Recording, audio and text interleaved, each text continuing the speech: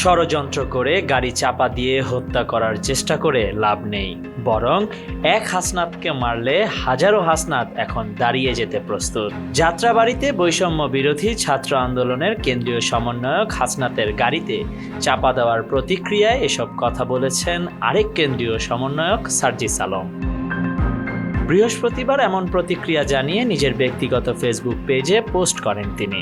সার্জিস আলম বলেন, চট্টগ্রাম থেকে গতকাল রাতেই অন্য গাড়িতে করে ঢাকা ব্যাক করলাম। পথে হাসনাতকে কুমিল্লার বাসায় নামিয়ে দিয়ে এলাম।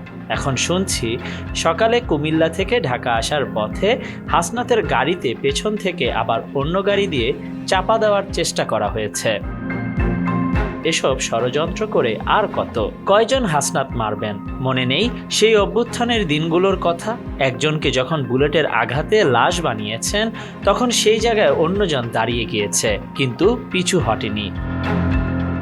ঠিক একইভাবে এক হাসনাতকে মারলে হাজারো হাসনাত এখন দাঁড়িয়ে যেতে প্রস্তুত।